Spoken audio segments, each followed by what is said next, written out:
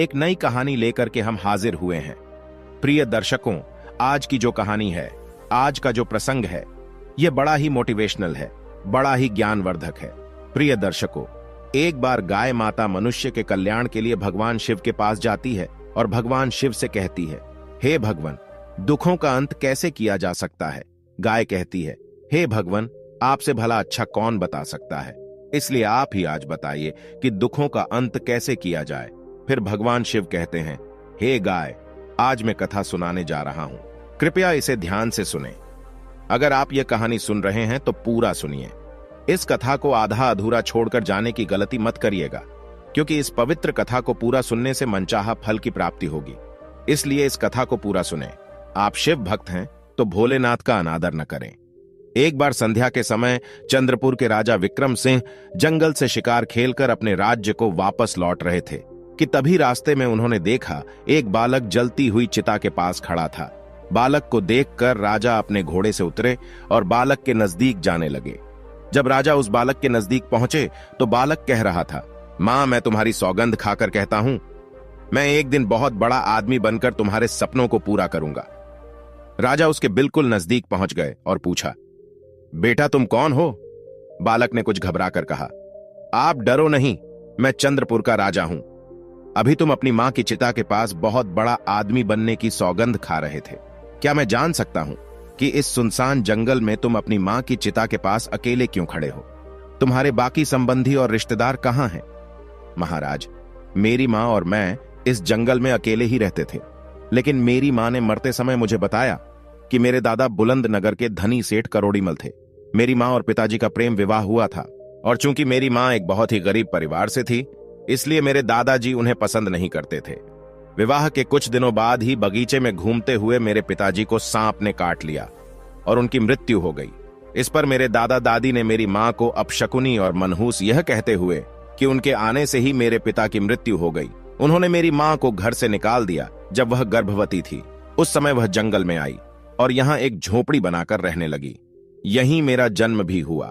मेरी मां ने मरते समय मुझसे कहा था कि मैं किसी तरह से गरीबी के जीवन से बाहर निकलूं और धनवान बनूं, योग्य बनूं। महाराज, ये शब्द कहते ही मेरी मां के प्राण निकल गए। मेरी मां के जीवित रहते हुए मैं उनसे बड़ा आदमी बनने का वादा नहीं कर पाया था, इसीलिए उनकी चिता के समीप खड़ा होकर इस समय बड़ा आदमी बनने की मां की आत्मा से वादा कर रहा था। महाराज, ओ बेटा, बड़ी ही दुख भरी कहानी है तुम्हारी। इस वन में रहकर तुम बड़े आदमी कैसे बन सकते हो? अच्छा ये बताओ, हमारे साथ हमारे राज्य में चलना चाहोगे? आपके साथ महाराज, हम तुम्हें पढ़ा लिखा कर बड़ा आदमी बनने में तुम्हारी मदद कर सकते हैं, इस बात का हम तुमसे वादा करते हैं। ओह, तब तो मैं आपके साथ बड़ी खुशी से चलने को तैयार हूं महाराज। और फिर वह राजा के साथ उसके राजमहल की तरफ चल दिया। राजमहल में पहुंचने पर रानी ने पूछा, यह कौन है महाराज? महारानी, इसका नाम भीमसेन है। आज से यह हमारे महल में रहकर शिक्षा ग्रहण करेंगे। रानी मन में सोचने लगी, महाराज भी न जाने कैसे कैसे नमूने उठाकर महल में ले आते हैं, इन्हें कौन समझाए कि यह महल है, कोई अनाथालय नहीं है। महारानी आप किस सोच में पड़ गई? कुछ नहीं महाराज, आप आज्ञा कीजिए महारानी। आज से भीमसेन तुम्हारी छत्र छाया में पलेगा। राजकुमार और राजकुमारी की तरह ही अब तुम्हें इसका ध्यान भी रखना पड़ेगा। ठीक है महाराज। उस रात भीमसेन सोचने लगा कि उसकी कितनी अच्छी किस्मत है कि वह राजमहल में पहुंच गया। दूसरी तरफ महारानी सोच रही थी कि भीमसेन को महल से निकालने के लिए मुझे कल कुछ करना ही होगा। जिस दिन राजकुमार, राजकुमारी और भीमसेन को भोजन परोसा गया, उस दिन राजकुमार और राजकुमारी को सोने की थाली में खाना दिया गया, जबकि भीमसेन को पत्ते पर भोजन परोसा गया। इससे भीमसेन नाराज हो गया और कहा कि वह पत्ते पर खाना नहीं खाएगा। रानी ने पूछा कि क्या वह पत्तल पर भोजन नहीं कर सकता? भीमसेन ने जवाब दिया कि वह खा सकता है, लेकिन उसे यह भेदभाव पसंद नहीं आया, क्योंकि अन्य लोगों को सोने की थाली में खाना परोसा गया था। रानी ने तब कहा कि अगर वह राजाओं और महाराजाओं की तरह खाना चाहता है तो खाएं, वरना ना खाएं। भीमसेन ने कहा कि वह तब तक नहीं खाएगा जब तक कि उसे सम्मान के साथ सोने की थाली में भोजन नहीं परोसा जाता। इससे नाराज होकर भीमसेन महल से चला गया और उसी जंगल की ओर लौट गया जहां से वह आया था। जब महाराज महल में आए और उन्हें पूरी घटना का पता चला, उन्होंने रानी से पूछा कि भीमसेन को सोने की थाली में भोजन क्यों नहीं परोसा गया। रानी ने कहा कि वह भीमसेन की परख करना चाहती थी, जिससे पता चला कि वह बहुत ही घमंडी और चतुर है। इसके सिवा उसके अंदर कोई भी विशेषता नहीं है। वह अपने जीवन में कुछ भी नहीं बन पाएगा। महारानी, बेशक उसे पत्ते पर भोजन परोसकर तुम उसकी परीक्षा लेना चाहती थी, परंतु तुमने यह ठीक नहीं किया। वह अभी बालक है, उसे अपमान महसूस हुआ होगा। कहीं वह महल से चला न जाए। महाराज, महल का सुख वैभव छोड़कर वह कैसे जा सकता है भला? राजा तुरंत भीमसेन को महल में ढूंढने लगे, परंतु वह उन्हें महल में नहीं मिला। भीमसेन अवश्य ही जंगल में अपनी झोपड़ी में चला गया होगा। मुझे तुरंत वहां जाकर उस बेसहारा बालक को वापस महल में लेकर आना चाहिए। राजा अपने घोड़े पर सवार होकर जंगल की तरफ निकल चले। इधर जब भीमसेन वापस जंगल में आ गया था, गंगा नदी के किनारे त्रिकूट नाम से एक विशाल वन था, जिसका कोई दूसरा छोर नहीं था। वहीं पर ब्रह्म ऋषि नाम का एक साधु रहते थे। वह बहुत ही करुणामयी थे। जब भी कोई यात्री उस तरफ से गुजरता, साधु महाराज उनसे निवेदन करते कि वे कुछ समय के लिए उनकी कुटिया में विश्राम करें और फिर यात्रा जारी रखें। यात्री उनके निवेदन को स्वीकार कर लेते और उनकी कुटिया में आराम करते। बाद में यात्री उन्हें प्रणाम करके अपने रास्ते निकल जाते। इस प्रकार साधु महाराज उस वन में गुजरने वाले यात्रियों की सेवा किया करते थे। इसी वन में भीमसेन नाम का एक डाकू भी रहता था। लूटपाट करना उसका पेशा था और जो भी यात्री उसे पैसा देने में हिचकिचाता, उसे भीमसेन बिना किसी झिझक के मार डालता था। इसी भय से लोग उस जंगल से गुजरने के लिए 100 बार सोचते थे, और अगर कोई बहादुरी से उस जंगल में प्रवेश करता भी तो डाकू भीमसेन उसे लूट लेता। इस तरह डाकू भीमसेन का खौफ आसपास के सभी गांवों में फैल गया था। एक दिन गांव के कुछ लोग एकत्र हुए और उन्होंने डाकू भीमसेन से मुक्ति पाने की योजना बनाई। एक व्यक्ति ने कहा, भीमसेन डाकू का आतंक दिन प्रतिदिन बढ़ता जा रहा है, हमें इससे कैसे निपटना चाहिए? एक ने कहा, भाइयों, संगठन में बहुत ही शक्ति होती है। यदि हम सब मिलकर उस पर धावा बोल दें तो कैसा रहेगा? इससे तो हम सहज ही उसे अपने कब्जे में ले लेंगे। तब हम उसकी गर्दन काटकर उसे मार देंगे। विचार तो तुम्हारा बहुत ही उत्तम है, तो फिर देर किस बात की? आज ही भीमसेन डाकू पर धावा बोल दिया जाए। उसी समय सभी लोग अस्त्र शस्त्रों से लैस होकर चित्रकूट जंगल की ओर चल पड़े। वन में पहुंचकर वो डाकू भीमसेन को ललकारने लगे। कहां छिपा हुआ डाकू? भीमसेन, बाहर निकल। देख, आज हमें तू लूट नहीं पाएगा। तेरी मौत बनकर आए हैं। आज हम सबसे तू बच नहीं पाएगा। शिकार के फेर में झाड़ियों में छुपे डाकू भीमसेन ने जब देखा कि बहुत से लोग उसके खिलाफ बोल रहे हैं, तो वह अचानक चौंक गया। उसने सोचा कि अगर आज वह इस भीड़ के हाथ लग गया तो उसका बचना मुश्किल है, जबकि वे लोग लगातार उसे चुनौती दे रहे थे। डाकू भीमसेन ने सोचा कि यहां तो मुझे ये लोग जरूर पकड़ लेंगे। मुझे कहीं और छुपना होगा ताकि मैं अपनी जान बचा सकूं। यह सोचकर वह वहां से उठा और चुपचाप वहां से निकल भागा। जल्दी ही उसे साधु की कुटिया दिखाई दी। उसने सोचा कि मुझे इस कुटिया में शरण लेनी चाहिए। वह कुटिया के समीप पहुंचा तो वह बहुत ही हाँफ रहा था। साधु ने उसे देखा और कहा, कौन हो तुम? इस तरह से हाँफ क्यों रहे हो? और इस वीरान जंगल में तुम अकेले क्या कर रहे हो? कौन हो तुम? क्या घर से भाग कर आए हो? नहीं ऋषि, वो ऐसी बात नहीं है। तब भीमसेन ने ऋषि को अपनी राम कहानी सुनाई। तब ऋषि ने कहा, तुम बड़ा आदमी बनना चाहते हो? हां ऋषि, पर समझ नहीं पा रहा हूं कि मैं बड़ा आदमी कैसे बनूंगा। बेटा, यहां पर रहकर तुम बड़े आदमी कैसे बन सकते हो? बड़ा आदमी बनने के लिए बुद्धि की आवश्यकता होती है, और बुद्धि विद्या ग्रहण करने से आती है। ओह, परंतु महाराज, विद्या कैसे प्राप्त करूं? मेरे पास तो शिक्षा हेतु कोई धन नहीं है। मुझे कौन पढ़ाएगा? ऋषिवर ने कहा, बेटा, यदि तुम सच्चे दिल से शिक्षा प्राप्त करना चाहते हो तो मेरे आश्रम में रहकर तुम विद्या प्राप्त कर सकते हो। फिर भीमसेन ने किसी तरह से अपनी उखड़ी हुई सांसों पर काबू पाया और कहा, साधु बाबा, कुछ लोग मेरी हत्या करने के लिए वन में मुझे खोज रहे हैं। उनसे मेरी रक्षा कीजिए। जा, तू अंदर कुटिया में जाकर छिप जा। भीमसेन ने ऐसा ही किया और कुटिया के अंदर जाकर छिप गया। तभी भीमसेन को खोजते हुए लोगों की भीड़ कुटिया के पास आ पहुंची और साधु महात्मा से पूछने लगी, बाबा, क्या आपने यहां से किसी आदमी को गुजरते हुए देखा है? बाबा ने कहा, आप लोग किस आदमी की बात कर रहे हो? हम भीमसेन डाकू की बात कर रहे हैं साधु बाबा। उसने मासूम और निहत्थे लोगों को लूटकर बहुत सताया है। वह अपना खजाना भरता है और मौका मिलने पर लोगों की हत्या भी कर देता है। आज हम उसे मारने आए हैं। साधु बाबा ने कहा, क्या तुम भीमसेन को मारोगे? वह तो पहले ही गंगा नदी में डूबकर मर चुका है। साधु बाबा, तुम क्या कह रहे हो? भीमसेन डाकू मर चुका है। हां भाइयों, मेरे कहे पर विश्वास करो और अपने घर वापस लौट जाओ। भीमसेन कुटिया के अंदर छिपा खिड़की से यह सब देख रहा था और सोच रहा था कि आज साधु बाबा की वजह से उसकी जान बच गई। लोग साधु बाबा का बहुत आदर करते थे। उसकी बातों पर विश्वास करके वे वहां से लौट गए।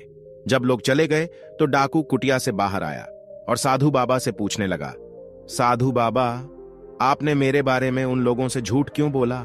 मैंने उनसे क्या झूठ बोला था भीमसेन? तुम्हारे अंदर का डाकू मर चुका था, इसलिए तुम डरकर मेरी मदद मांगने आए थे। साधु बाबा, आपकी बात सच है। साधु बाबा फिर कहने लगे, उनसे धन लूटकर तुम अपना लोक और परलोक बिगाड़ रहे हो। इतना सब कुछ करने पर भी क्या तुम्हारे मन को शांति है? तुम निडर होकर अन्य लोगों की तरह जीवन गुजार सकते हो? नहीं, हर समय तुम्हें यही डर बना रहता है कि कहीं कोई तुम्हें मार न दे। बोलो, सत्य है ना? हां साधु बाबा। फिर कुछ सोचकर भीमसेन डाकू ने साधु बाबा से कहा, साधु महाराज, आपकी बातों ने मेरी आंखें खोल दी हैं। मैं भी अन्य लोगों की तरह निडर होकर जीना चाहता हूं।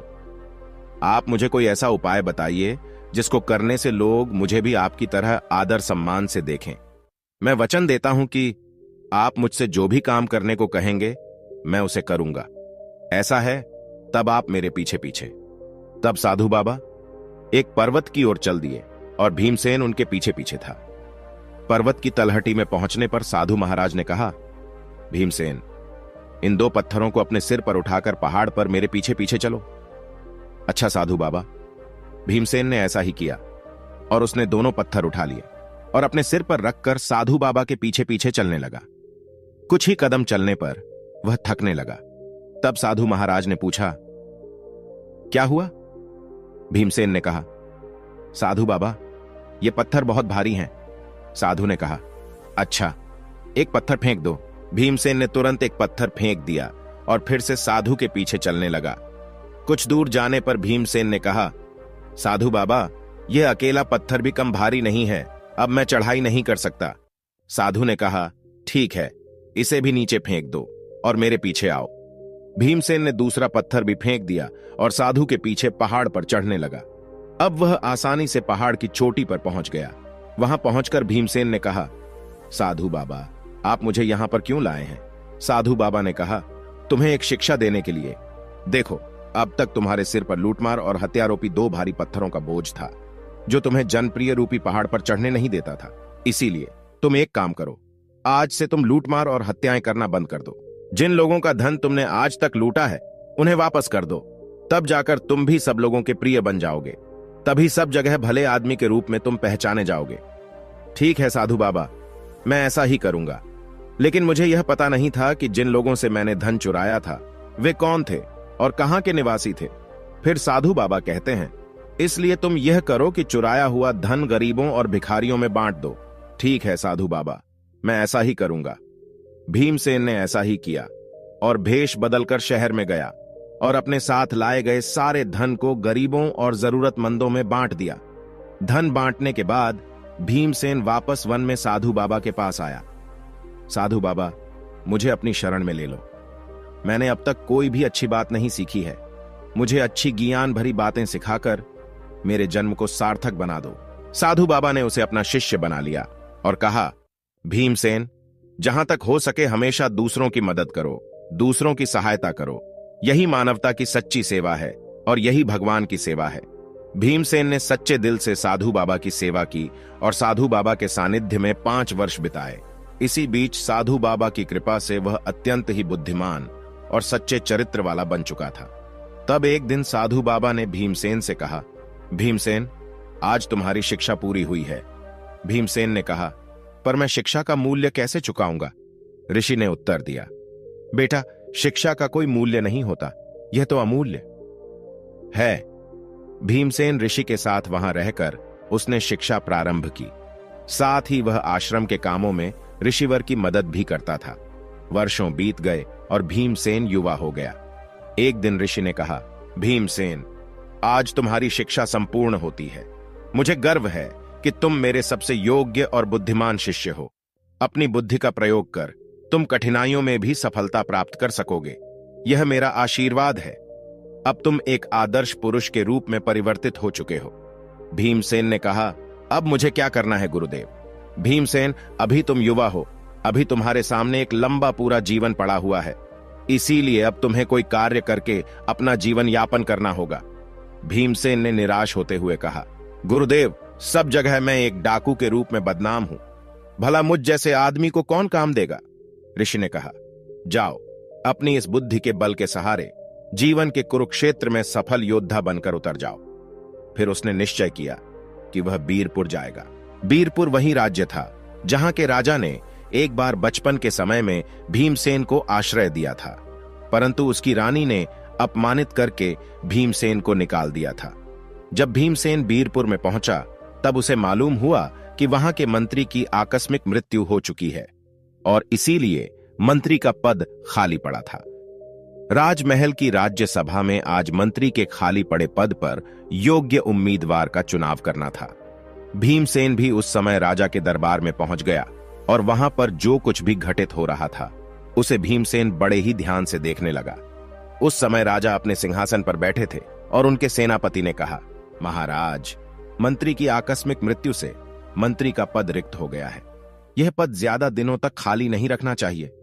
राजा ने कहा, सेनापति जी, आप बिल्कुल ठीक कह रहे हैं। आज तक जो परंपरा चली आ रही है उसी के अनुसार मंत्री के पुत्र सारंग को मंत्री का पद सौंपा जाएगा। सेनापति ने कहा, पर क्या सारंग इस पद के लायक है? राजा कहते हैं, चाहे लायक हो या ना हो, राजकीय परंपरा के अनुसार यह पद उसे ही सौंपा जाएगा। हम अब दरबार में इसकी घोषणा करेंगे। इतने में भीमसेन आगे बढ़ा और बोला, महाराज, समय के साथ पुरानी परंपराओं को बदल देना ही समझदारी है। तब एक युवक ने कहा, मेरा नाम किशोर है महाराज, और मैं मंत्री पद के लिए अपना नाम पेश करना चाहता हूं। भीमसेन ने अपना नाम किशोर बताया ताकि राजा विक्रम सिंह उसे पहचान न पाए। बहुत सालों के बाद राजा विक्रम सिंह बूढ़े हो चुके थे। फिर भीमसेन ने कहा, महाराज, आप जैसे चाहें उसी प्रकार मेरी परीक्षा ले सकते हैं। यदि मैं आपकी कसौटी पर खरा उतरा तो ठीक है, वरना आप मुझे जो सजा देना चाहें दे सकते हैं। युवक, तुमने जो सलाह दी है राजकीय परंपराओं को बदलने की, हम उसे मानते हैं। उस सलाह पर हम तभी अमल कर सकते हैं जब तुम हमारे द्वारा ली गई परीक्षा में उत्तीर्ण हो जाओगे। हम सारंग और तुम्हारी दोनों की परीक्षा लेंगे। जो भी इस परीक्षा में उत्तीर्ण होगा उसे हम चंद्रपुर का मंत्री बनाएंगे। राजा विक्रम सिंह के आदेश पर सोने की म्यान में रखी हुई 2 तलवारें तुरंत राज दरबार में पेश की गईं। तब राजा विक्रम सिंह ने सारंग को एक तलवार दी और कहा, सारंग, तुम्हें उत्तर दिशा में जाना है और वहां के समीप राज्य केसरपुर में जाकर वहां के राजा केसर सिंह को यह भेंट लेकर आना है। उसके बाद महाराज ने एक सोने की तलवार किशोर को दी। कहा, किशोर, तुम्हें पश्चिम दिशा के सीमावर्ती राज्य विशालपुरम में जाकर राजा विशाल तक यह भेंट पहुंचानी है। दोनों उसी समय तलवारें लेकर अपनी अपनी दिशाओं की ओर चल दिए। जब सारंग उत्तर दिशा में स्थित केसरपुर राज्य के दरबार में पहुंचा तब उसने वहां के राजा से कहा, राजन, मैं चंद्रपुर के राजा विक्रम सिंह के द्वारा भेजा गया राजदूत हूं। हमारे महाराज ने आपके लिए यह सोने की तलवार उपहार में भेजी है। राजदूत, हम आपके महाराज के इस उपहार को स्वीकार करते हैं। लेकिन जब हमारे महाराज ने तलवार को म्यान से निकाला तो उन्होंने देखा कि तलवार की नोक पर लाल रंग लगा हुआ था। राजा ने पूछा, यह क्या? तलवार की नोक पर लाल रंग क्यों लगा है? राजदूत, इसका क्या अर्थ है? हम इसे समझ नहीं पा रहे हैं। तब सारंग ने मन ही मन सोचा, तलवार की नोक पर लगे इस लाल रंग का क्या मतलब हो सकता है? मैं इसका मतलब नहीं जानता। फिर भी इस समय राजा केसर सिंह के सवाल का उत्तर न देना ठीक नहीं होगा। यह सोचकर उसने कहा, हां राजन, लाल रंग का यही रहस्य है कि या तो आप हमारे राजा की तलवार की शक्ति स्वीकार कर लें, वरना हमारे महाराज की खूनी तलवार आपके राज्य में खून की नदियां बहाने से नहीं चूकेगी। यह बात आपको बता दें कि अब युद्ध भूमि में ही शीघ्र तलवार की धार का फैसला हो जाएगा। सेनापति जी, राजा विक्रम सिंह ने लाल रंग की तलवार भेजकर हमें चुनौती दी है। आप आज से ही सेना का संगठन शुरू कर दीजिए। हम बहुत जल्द बीरपुर पर आक्रमण करने की योजना बना रहे हैं। यह सुनकर महाराज सारंग घबराकर वहां से चले गए। वहीं दूसरी ओर जब भीमसेन विशालपुरम पहुंचा और वहां के राजा के सामने पेश हुआ तो राजा ने कहा, राजदूत, इस तलवार की नोक पर लगा लाल रंग हमें समझ नहीं आ रहा है। इसका क्या मतलब है?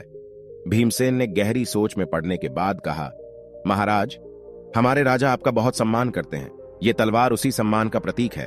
तलवार की नोक पर लाल रंग लगाने का मतलब है कि हमारा राजा और उसका राज्य आपकी मित्रता के लिए किसी भी हद तक जा सकते हैं। राजा ने खुश होकर कहा, बहुत अच्छी बात है। मैं आपके राजा की इस मित्रता की तलवार को स्वीकार करता हूं और उनका हार्दिक धन्यवाद करता हूं। मैं भी पूरी कोशिश करूंगा कि आपके राजा का सच्चा मित्र बनूं। मेरा तन मन हमेशा उनके लिए समर्पित रहेगा। इसके बाद राजा ने कहा, राजदूत, मैं आपके राजा को सेना की एक टुकड़ी और कुछ बहुमूल्य उपहार भेंट कर रहा हूं। भीमसेन ने धन्यवाद कहा और वह सेना की टुकड़ी और बहुमूल्य उपहारों के साथ बीरपुर की ओर चल पड़ा। इधर केसरपुर की सेना ने हरिनगर की ओर कूच कर दिया। सारंग यह दोनों ही बीरपुर में पहुंचे। तब राजा ने कहा, कहो सारंग, केसरपुर के राजा ने तुमसे क्या कहा?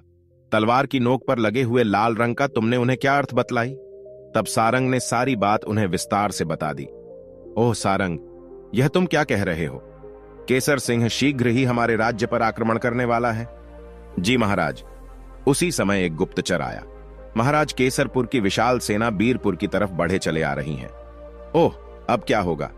इतनी शीघ्र तो हम अपनी सेना को संगठित भी नहीं कर सकते। तब वहां पर मौजूद भीमसेन ने कहा, महाराज घबराइए नहीं। मैंने विशालपुरम के राजा को तलवार की नोक पर लगे हुए लाल रंग के विषय में जब जानकारी दी तो उन्होंने खुश होकर अपनी सेना की एक टुकड़ी मेरे साथ रवाना कर दी थी। वह टुकड़ी अब भी महल के बाहर खड़ी है। महाराज, चिंता करने से कुछ नहीं होगा। कृपया सेनापति जी को निर्देश दें कि वे केसर नगर की सेना से युद्ध करें। मैं अपने साथ लाई गई सेना के साथ केसरपुर पर हमला करूंगा। इस दोहरे हमले से केसरपुर की सेना सामना नहीं कर पाएगी और इस परिस्थिति में विजय हमारी होगी, जैसा कि भीमसेन ने सोचा था। युद्ध में विजय प्राप्त होने के बाद महाराज विक्रम सिंह ने सारंग और भीमसेन को महल में बुलाया। महाराज ने कहा, भीमसेन, तुम्हारी वजह से हम जीत सके हैं। हम तुम्हें मंत्री के पद पर नियुक्त करते हैं। सारंग ने उत्तर दिया, महाराज, यह तो मेरे साथ अन्याय है। मैंने तुम दोनों को एक सी भेंट देकर दोनों राजाओं को देने के लिए कहा था, किंतु तुम दोनों ने अपनी अपनी बुद्धि से उन भेंटों का अलग अलग अर्थ निकाला। किशोर ने बुद्धिमानी और दूरदर्शिता से काम लिया, जबकि सारंग, तुमने अपनी मूर्खता से केसरपुर के राजा को सदैव के लिए हमारा शत्रु बना दिया। अब बताओ, हम तुम्हें बीरपुर का मंत्री बनाएं? किशोर को? सारंग ने कोई जवाब न दिया और सिर झुकाकर चुपचाप दरबार से निकल गया। तब महाराज ने घोषणा की, हम किशोर को चंद्रपुर का नया मंत्री बनाते हैं। इसके बाद उसी रात को किशोर के मंत्री बनने के सम्मान में उसे राजमहल में भोजन के लिए आमंत्रित किया गया। तब महारानी ने स्वयं अपने हाथों से किशोर को भोजन परोसा। मंत्री बने हुए किशोर ने कहा, क्षमा करें महाराज, मैं भोजन चांदी की थाली की अपेक्षा सोने की थाली में करना पसंद करूंगा। ठीक है, हम उसका भी प्रबंध किए देते हैं। जब भीमसेन को सोने की थाली में भोजन परोसा गया तो उसने कहा, देखिए महारानी जी, वह दिन आ ही गया जिसके बारे में आपने कभी मना किया था। महारानी ने पूछा, आप क्या कह रहे हैं मंत्री जी? मंत्री ने उत्तर दिया, महारानी जी, याद कीजिए कि आज से 15 वर्ष पहले आपने भीमसेन नामक बालक को पत्ते पर भोजन परोसा था। महारानी बोली, ओह हां, याद आया। उस दृढ़ बालक ने तब उस भोजन को खाने से मना कर दिया था और कहा था कि वह तभी इस महल में भोजन करेगा जब उसे सोने की थाली में भोजन परोसा जाएगा। महारानी ने पूछा, लेकिन आपको यह बातें कैसे पता हैं? भीमसेन ने उत्तर दिया, मैं वही बालक भीमसेन हूं महारानी जी।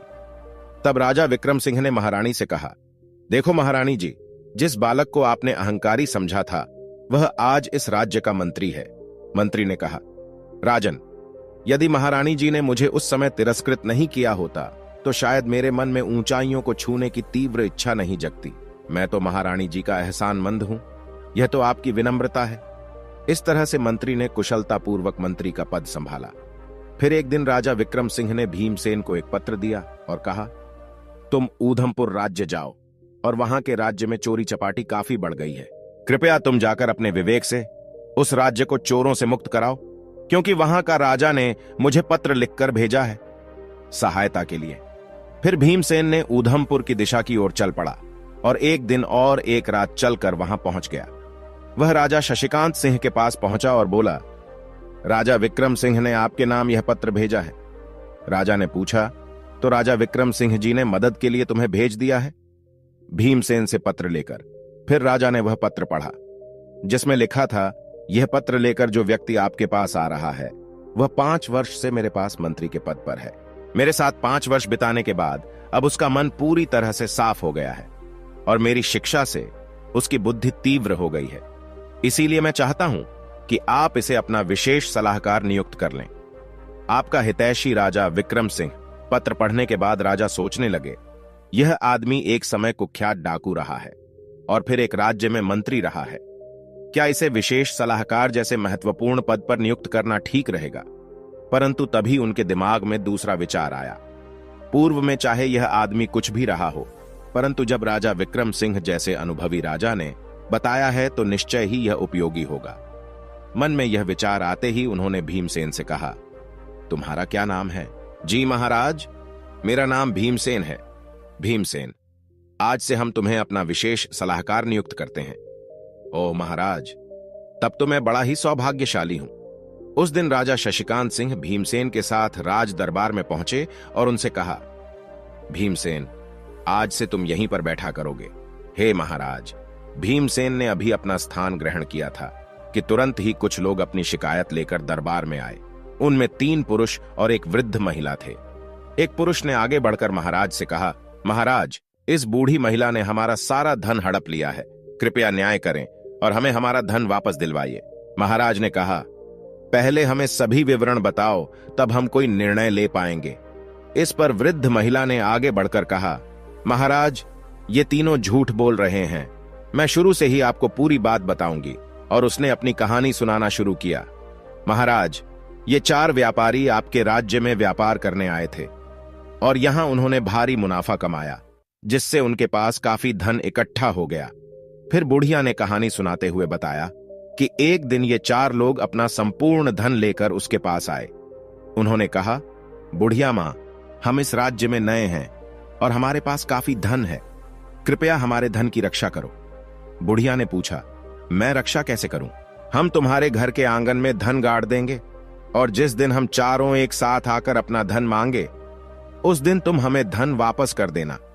अगर हम में से कोई एक आकर धन मांगे तो उसे मत देना। यह तो बहुत सरल है, पर मेरे लिए क्या है? व्यापारियों ने कहा, बूढ़ी मां, इसके बदले में हम भी तुम्हें धन देंगे। बुढ़िया ने तब कहा, तब मुझे तुम्हारी बात मंजूर है। उन्होंने घर में गड्ढा खोदा, 2 बड़ी पोटलियां धन से भरी और उसे वहां रखकर मिट्टी से ढक दिया।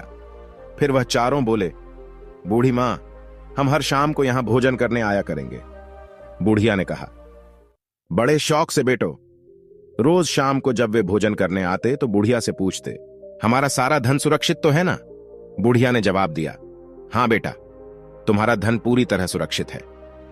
एक दिन जब उन 4 व्यापारियों ने खजाने की जगह को खोदा तो वहां पर धन अभी भी वैसा ही था जैसा छोड़ा गया था। अब उन्हें उस बुढ़िया की ईमानदारी पर कोई संदेह नहीं रहा। उसकी ईमानदारी से प्रसन्न होकर उन्होंने उसे 5 स्वर्ण मुद्राएं दी और कहा, बूढ़ी मां, ये मुद्राएं रख लो, ये तुम्हें काम आएंगी। झुक झुक जियो मेरे बेटे। लेकिन उन चारों में से एक के मन में लालच जाग उठा। उसने सोचा कि यदि वह बूढ़ी मां को धोखा देकर सारा धन हड़प ले तो उसकी जिंदगी बिना किसी मेहनत के आराम से गुजरेगी।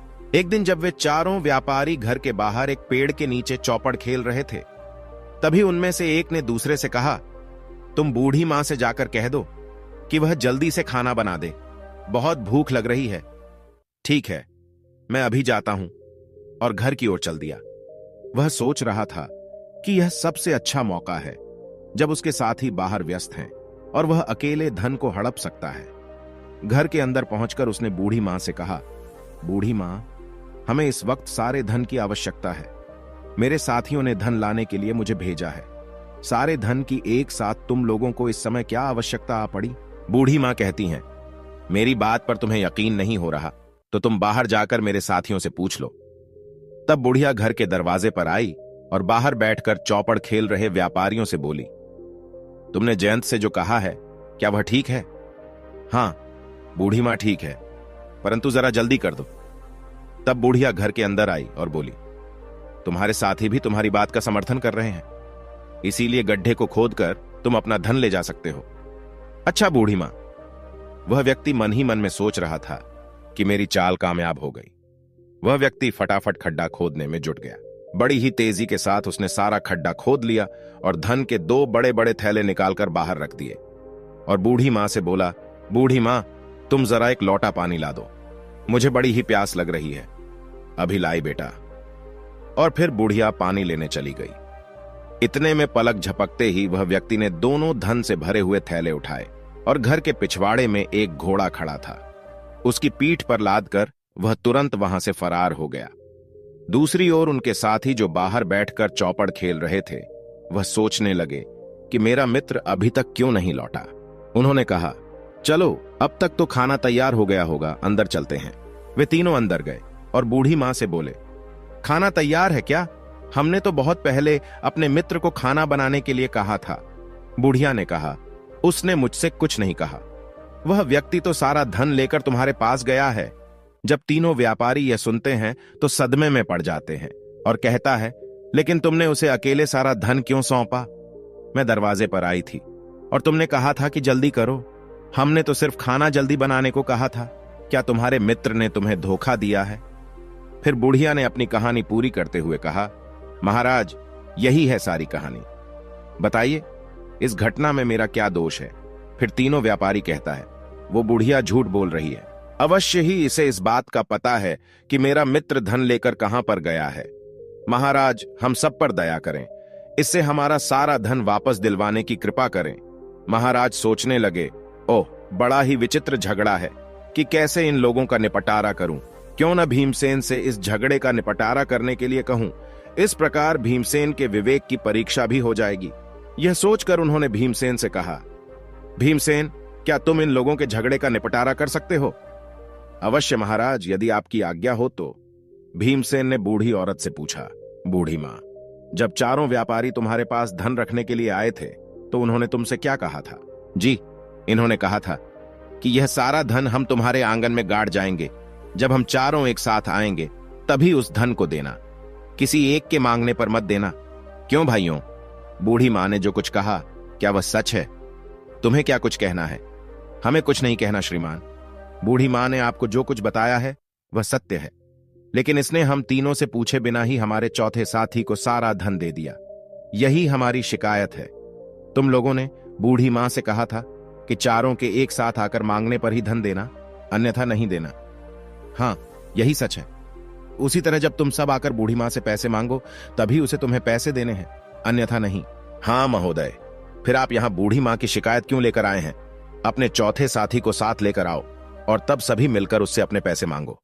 यदि उस समय बूढ़ी मां पैसे नहीं लौट आती है तब उसे दोषी माना जाएगा। तीनों व्यापारी इस बात पर विचार करने लगे। यह व्यक्ति ने बड़ी चालाकी से हमें हमारे ही शब्दों के जाल में फंसा दिया। तब बूढ़ी औरत ने कहा, बेटे, तुमने सही फैसला लिया है, तुम लंबी उम्र पाओ। जब व्यापारी सिर झुकाकर वहां से जाने लगे तब भीमसेन ने कहा, रुको, मुझे तुम तीनों पर शक हो रहा है। क्या कोई अपनी मेहनत से कमाई हुई धनराशि किसी अजनबी के घर में छुपा आएगा? धन की सुरक्षा के और भी उपाय होते हैं। सच सच बताओ, तुम्हें यह धन कहां से मिला? महाराज, हमने व्यापार से यह धन कमाया है, यही सच है। वे बोले, सच बताओ, वरना मैं तुम्हारी खाल में भूसा भरवा दूंगा। भीमसेन से कहा, नहीं महाराज, हम सच कह रहे हैं। वे बोले। भीमसेन ने फिर कहा, जल्लादों को बुलवाओ, वे ही इनसे सच उगलवा आएंगे।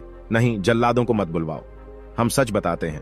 तो बताओ सच क्या है? सच ये है कि हम चारों साथियों का एक चोरों का गिरोह था और जो धन हमारा चौथा साथी लेकर फरार है वह धन भी चोरी से ही इकट्ठा किया हुआ था। महाराज ने कहा, ओह, तो तुम लोग चोर हो? जी महाराज। महाराज ने तुरंत आदेश दिया कि इन तीनों को कारागार में डाल दिया जाए और उस बूढ़ी औरत को पूरी इज्जत के साथ राजमहल से विदा कर दिया गया। महाराज ने भीमसेन से कहा, भीमसेन, तुम परीक्षा में खरे उतरे।